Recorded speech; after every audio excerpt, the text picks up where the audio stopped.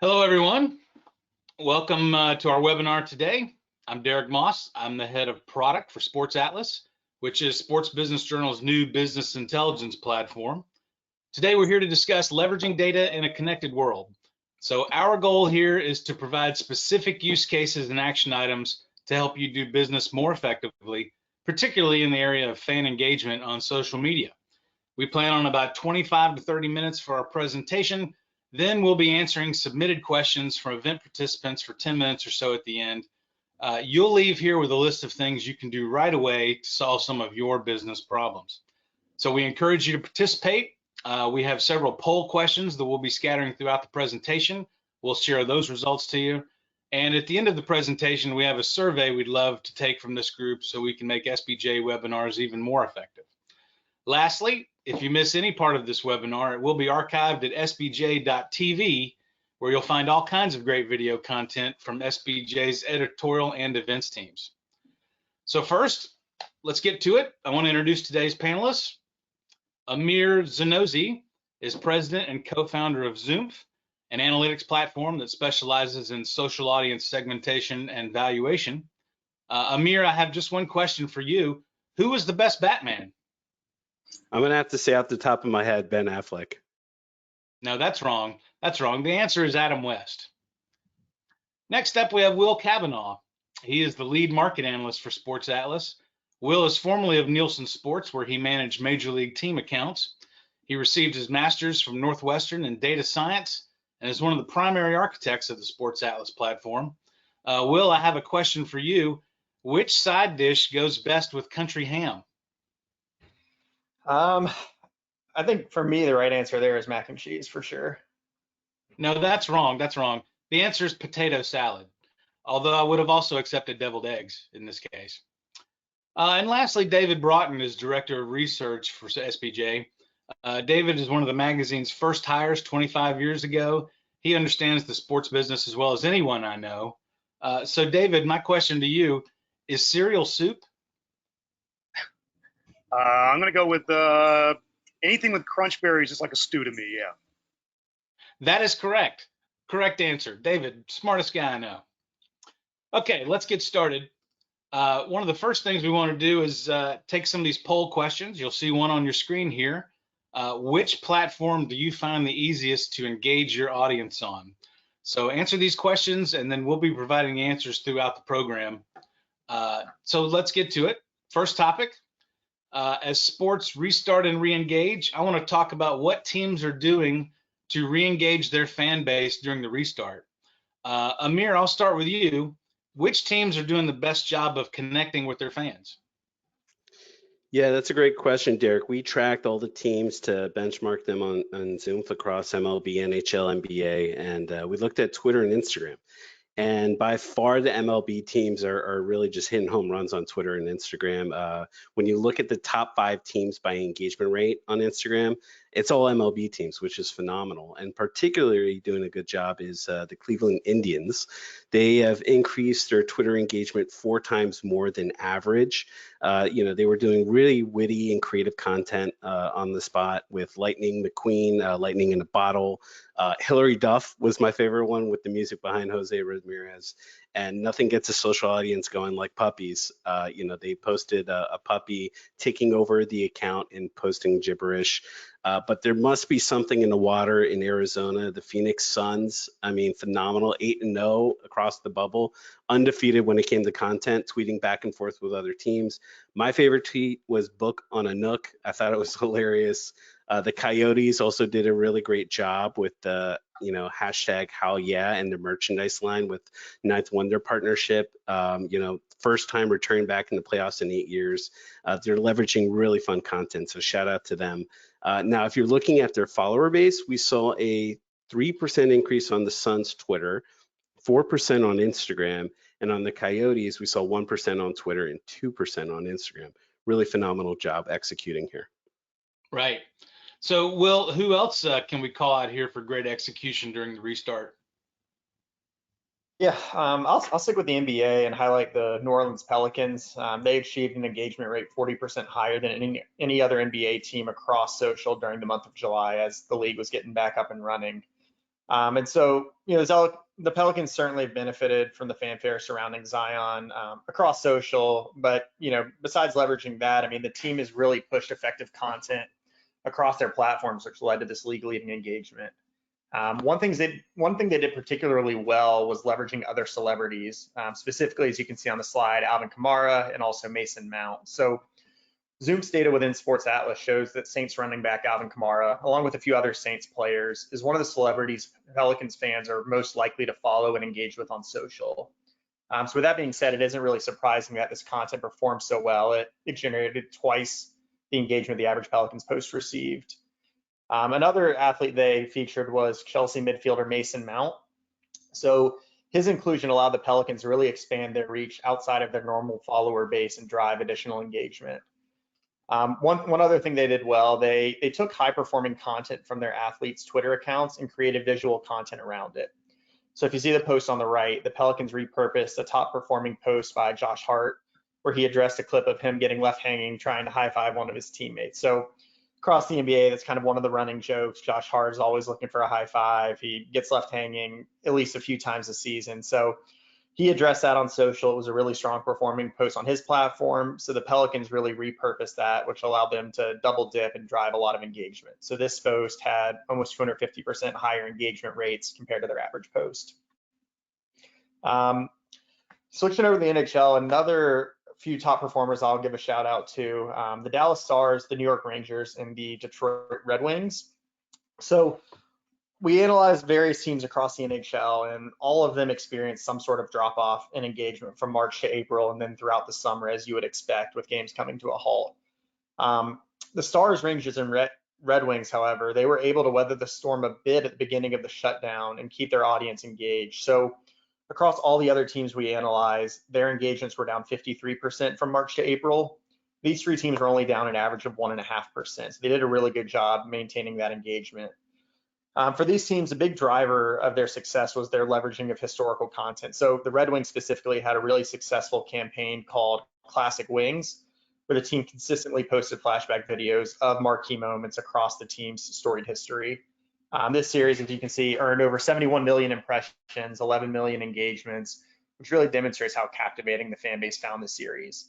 A majority of the series was sponsored by DTE Energy, which allowed for a lot of exposure for this partner across the series. That's really good. I've also got the results of our first poll question. So which platform do you find the easiest to engage your audience on? It was very close. 42% of you said Twitter, 39% said Instagram. So this seems like a good way to transition to you, David, who I appreciate you joining us from the beer garden at the Broughton Brewery. That's very nice of you. David, in looking at this data, one thing each of these teams seem to have in common is they're placing the right content on the right platform. Can you talk about the process by which you match your content with the platform you want to get it across on? Well, it's always been a challenge. The more social channels there are, the more you try to figure out where to put what. And as you see on the slide here, Twitter is young, videos, and sharing. It's the youngest demographic. They want stuff fast. That's why short videos work best on Twitter. And they're going to share it. They're going to blast it out to their whole followers. So you're much more likely to go viral on Twitter. Instagram, same thing. Got great numbers on our poll just now. Very young, highly engaged audience. And it's also the great place for sponsored content. Will, you mentioned DT Energy. I don't know if that was Instagram, but I mean, the Instagram's a really great place to have sponsored content. Much higher engagement than Twitter, Facebook. Facebook is like old guys like me. We're not going to watch dogs gibbering or whatever you said, Amir. We're okay with longer range content series, nostalgia, obviously, because we're old, highlight clips. All that stuff just reminds us of, when we could go to see a ball game for a nickel. So much more engaging. One thing I really liked was the Padres social media staff. They, you see on the slide here, during the downtime, they posted 300 videos during the league's absence. They haven't been in the playoffs since 2006, but yet they had almost as many videos as the Nationals, who I'm pretty sure were in some sort of World Series last year. So all the teams, the Padres, even the Tigers, all the teams we all just talked about, they made a quick pivot and they realized that they need to figure out which content to put in which channel, and they've done a good job. That is true. So David, staying with you, you've studied these nuances between the platforms. What are some of the trends that you're seeing that can help out on our decision making? Well, there's definitely some silver linings to this whole the whole downturn. First of all, is the teams like the Padres who didn't actually lay anybody off. They just suddenly realized, well, we got to become a media company, and just invested in that in the social media folks, and they realized that their venues and all their assets, the empty venues, empty TVs, mascots, all these had to be used across the board in any situation. So the Suns are a good example to me. They're doing a $250 million renovation of Talking Stick Arena. Obviously, everyone's working from home. No one's driving downtown Phoenix, so no one's seeing the evolution of this great new project. So every Thursday, the Suns did Transformation Thursday, where they did a video of the construction and an interview with one of the construction guys. Now, would a Phoenix Suns fan or any fan sit at home on a Thursday and watch a construction video? Never. But when we're all disconnected from our teams and our sports and our venues, which, are fabric of the communities a lot of times, this allowed the Suns to stay connected with their fans. I thought it was a great idea. So again, and like mascots got a whole lot of airplay on social media this year too. So again, they're just using all their assets, knowing what platforms work best for what specific fan bases. And now we have all this data from the whole summer to see what works, so we can start using all that data to build business plans for the next 12 months. Yeah, that's a really great point. That's an effective use of data. Will, what trends are you seeing on social that you believe are worth following? Yeah, I mean, honestly, I wish I could steal David's. I think that's really good insight. I mean, especially as a lot of teams head into the off season, I think we can look back on what worked during the hiatus and really apply that moving forward. But one thing I'll focus on is just looking at how athletes and players have started really curating their own content more and more. This is something that's been around for some time. Steph Curry's had his really popular Facebook page. Cam Newton's had a YouTube channel where he highlights a lot of his journey. JJ Redick's hosted a podcast for years now. But this has really become more common as players start to find their voice and look to build their personal brands. One of the more successful athletes in this space has been 76ers guard Matisse Thybulle. So Thybulle started a YouTube channel in the bubble to really give fans an inside look at this once-in-a-lifetime NBA environment. And despite being a relatively unknown player, I mean, he's a rookie role player. His content has been really well done, and the metrics back that up. So across his channel, he has over 375,000 subscribers. Each of his videos has generated over 1 million views. And really just even in the last month, he's had over 7.1 million views on his platform. A few other athletes who have done this, Rams superstar Aaron Donald. So he started a YouTube channel as well to highlight his workouts, his life at home. He's got 45,000 subscribers. Then a really interesting one that stood out to me was Los Angeles Chargers running back Austin Eckler. So he took a really unique approach and started engaging with his fans on Twitch. So he's not the first athlete to stream on Twitch. I know we've seen Juju Smith-Schuster, Myers Leonard, Josh Hart, a few others engage with their fan base while playing video games. But Eckler has really used Twitch to develop a really tight-knit community of fans. So in addition to talking while playing video games, he's also streaming his workouts. He has been hosting nights where he plays Quiplash, which is an online trivia, or not trivia, but an online game with his fans, and really developing his brand like that. So his fan base is smaller there. He's only got 6,500 subscribers, but it's a really tight-knit community and people who are going to be a fan of that Austin Eckler brand for a long time. And I think this is a trend that's really going to continue to grow as athletes do strive to have their voices heard and they develop their brands off the field. So that's something that stood out to me. Right. Yeah, I'll jump in real quick here too. I did a story back in the beginning of the year. Well, I worked with YouTube for a couple months and then the story ran in early March, where athletes had certainly they're more likely to have their own subscription channel on YouTube. YouTube started this a couple of years ago and got a little traction, but back in March It had like 9.7 million video views on the top 25 athletes just in the first 2 weeks of August. So just the last 15 days, the top 25 athletes on YouTube subscription channels have generated 1.2 billion video views. So obviously, I mean that's more than double what it was 6 months ago. So I agree with you, Will. That's definitely an up and coming trend. So this seems like a good time for our next poll.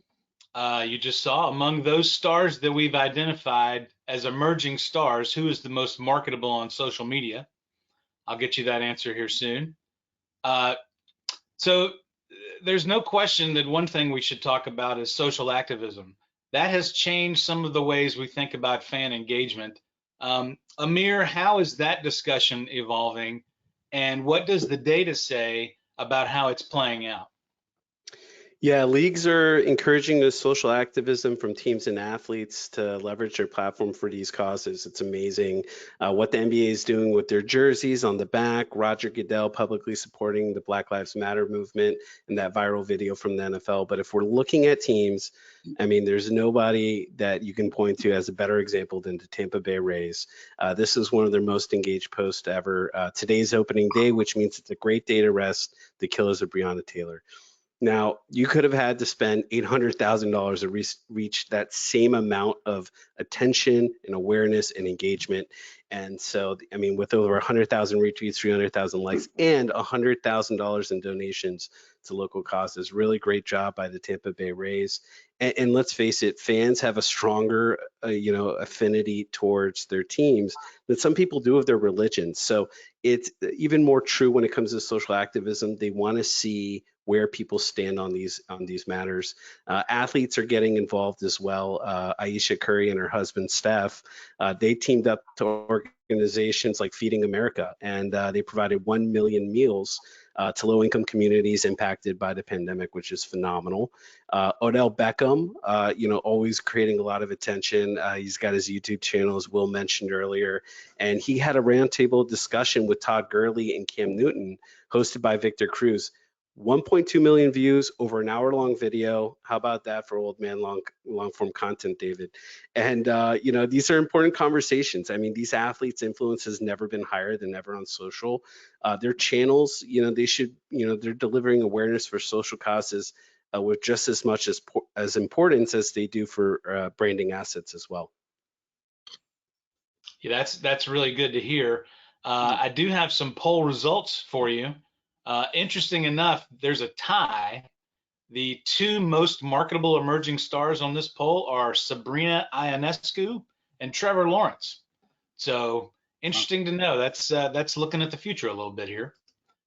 Let's move on a little bit. So as we think about trends and new ways of doing business, let's switch gears to the sponsorship side. Talk about how the asset inventory is changing. So David, what new type of in-venue assets are available right now? Oh, I think it's pretty exciting, actually. I mean, you look at the smart teams over the past 6 months that said, look, we're going to have an empty ballpark, empty arena, dark TVs, whatever. We got to utilize every asset we've got to stay connected. So now you've got, the Wrigley Field example here on the slide. That's a great example. Teams have often had tarps over empty seats, but not like with the heavy branding throughout the league. Pitcher's mound, obviously prime real estate. That's gotten 42 minutes so far of airtime from Major League Baseball. Pitcher's mounds have 21 teams have branding logos on the mounds. The tarps have made up for 18% or 18 teams, and the foul ball lines, 21 Major League Baseball teams have branding down there. Again, this is all great asset that really didn't exist before. My favorite one right there is the Miller Park Monkey Knife Fight. What a great, that's a brand partner taking up, what was empty seats. You don't need a tarp, you got to get a bunch of monkeys in there.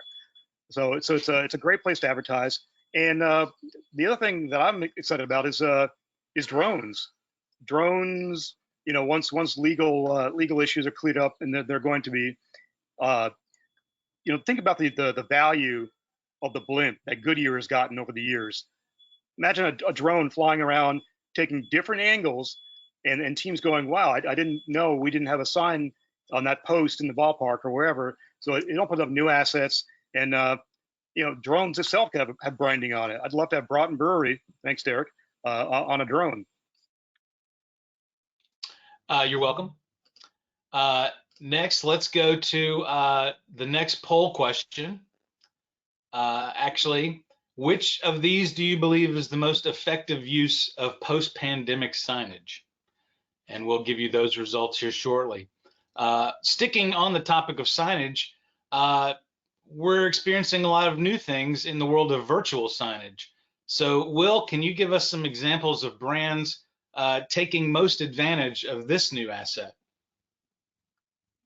Yeah, if we focus on some of the signage, I mean, even just on this poll question, we really have seen virtual signage implemented noticeably across all of the major leagues currently playing. The NBA has their on-court signage in a few different locations. The NHL has their virtual dashboard. Some of their tarp signage has been virtual. Baseball, as David mentioned, the pitcher's mound, the baseline, some tarps in the outfield and along the foul ball lines.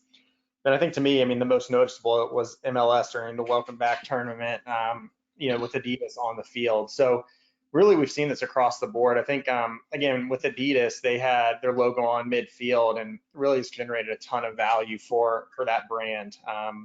You can see on the slide, it generated over 6 million impressions on the first night alone, over $100,000 in social value. So that's something that really, I think, is just helping highlight how valuable some of these new assets can be. And so this isn't all new. I mean, baseball has long used virtual signage on the home plate rotational during national games. Some teams have used the batter's eye. NHL has used virtual signage. But I think coming out of the pandemic, broadcasters are really going to be much more well equipped to handle these assets, which really does create a ton of additional opportunity for inventory for these RSNs and for the national media networks. I think, in the past, media partners have never really been under any sort of obligation to show or mention the venue partners.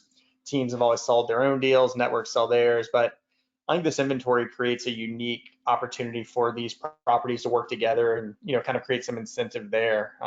Even with a lot of this value coming from linear broadcasts, I think the incremental value on social, as we see here, is significant, and I think is going to be, one of those trends worth monitoring coming out of the pandemic.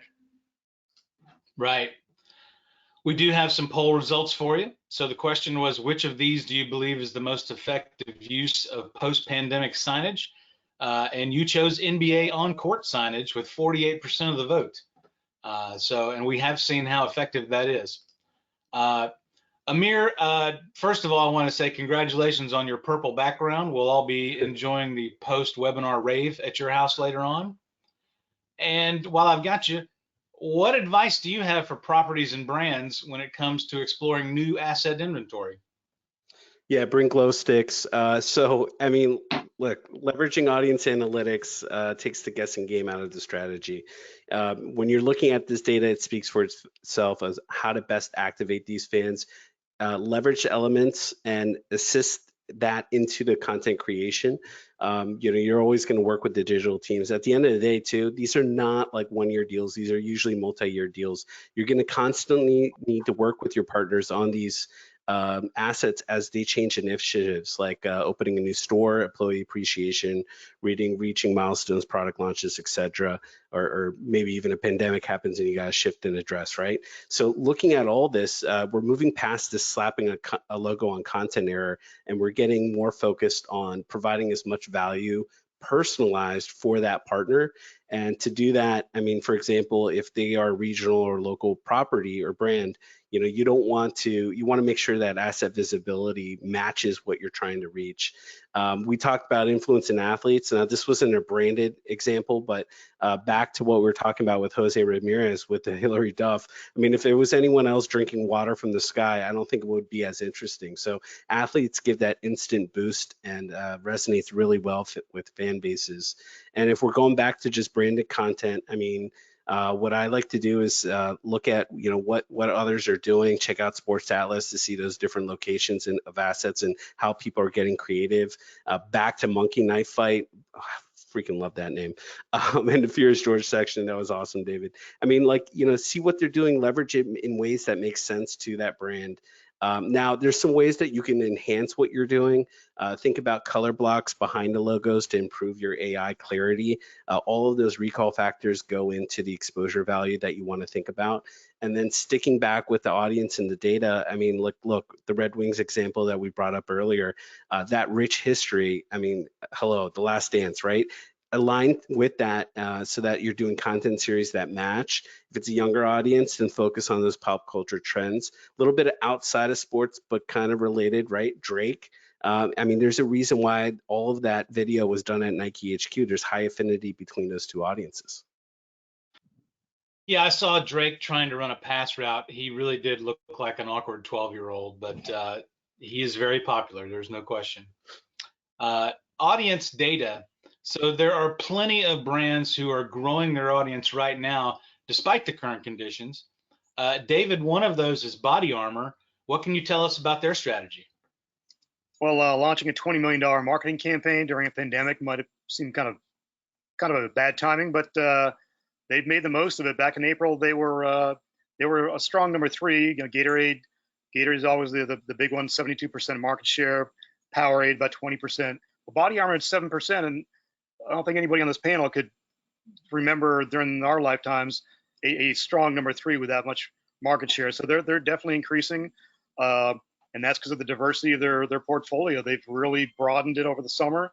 They became the official sports drink of the U.S. Open tennis last week.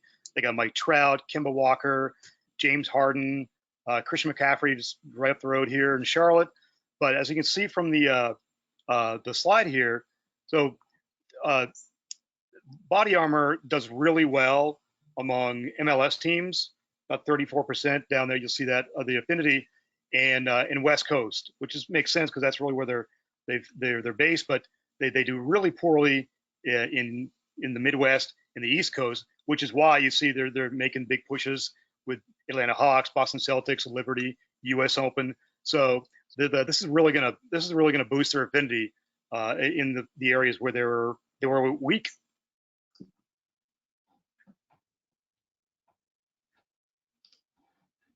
Right.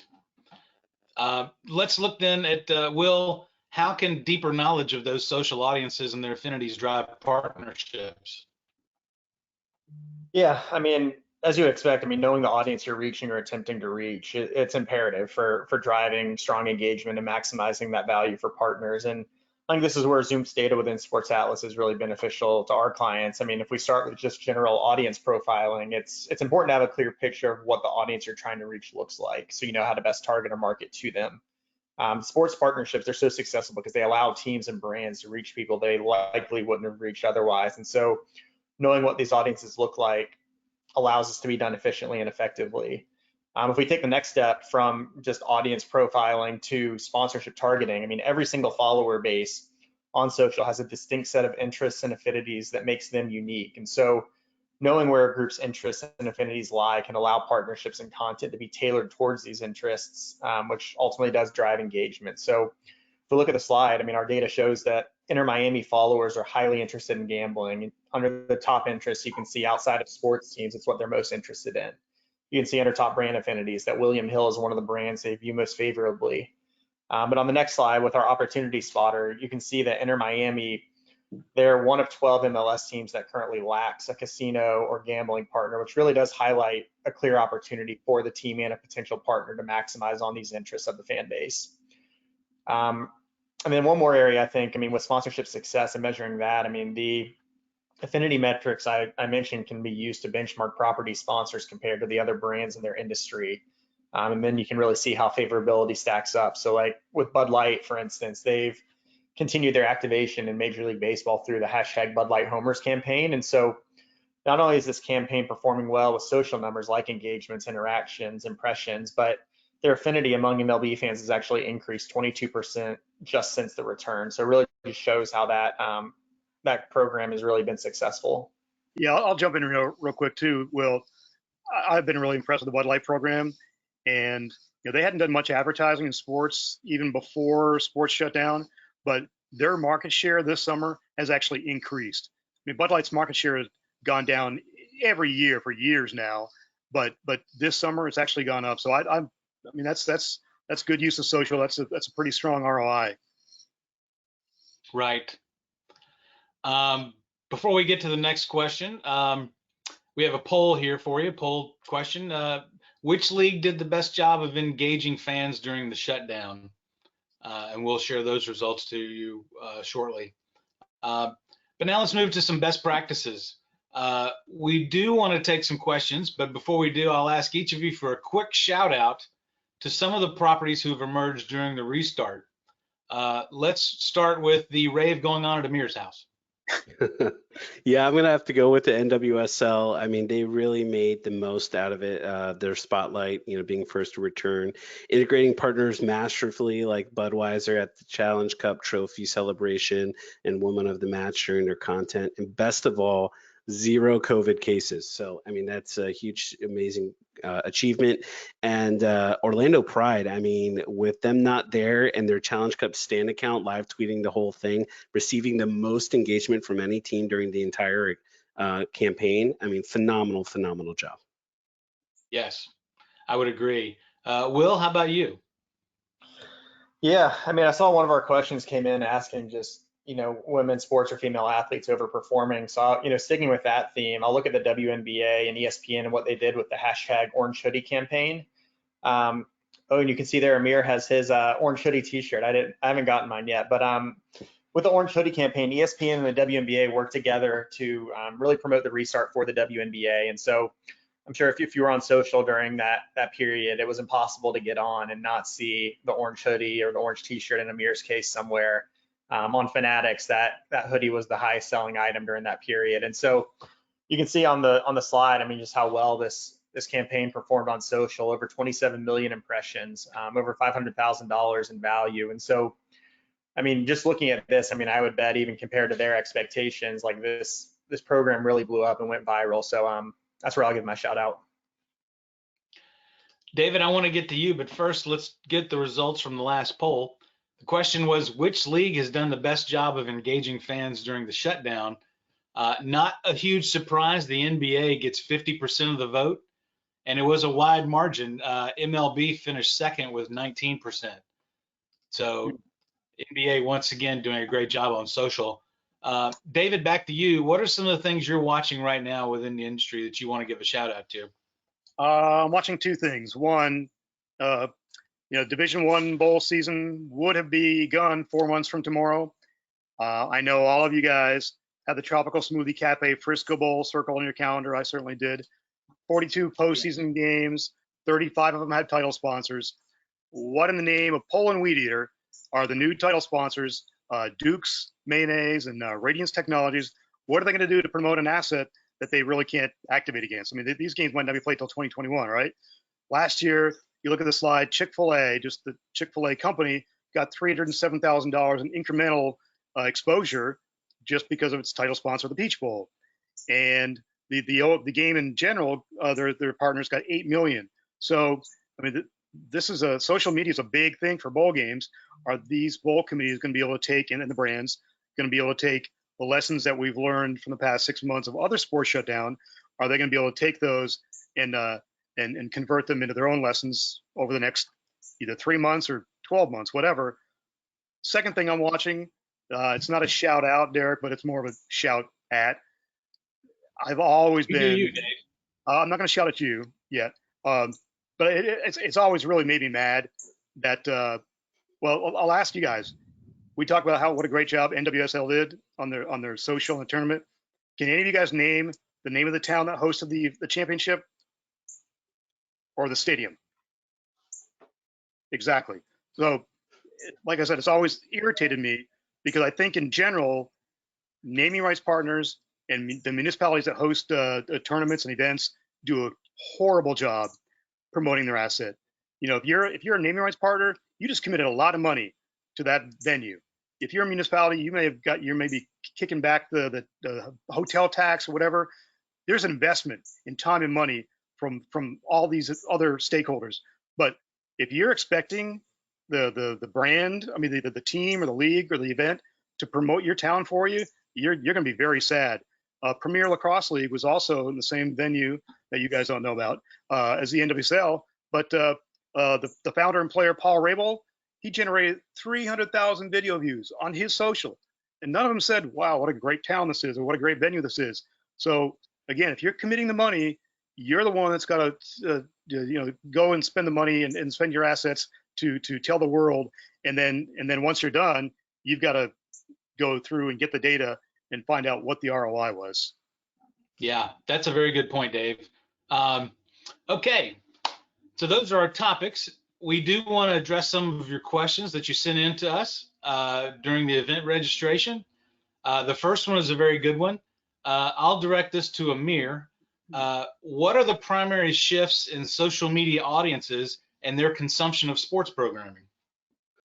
Yeah, that's a really great question, Derick. Honestly, I don't know how teams and leagues can engage audiences without audience analytics in today's world.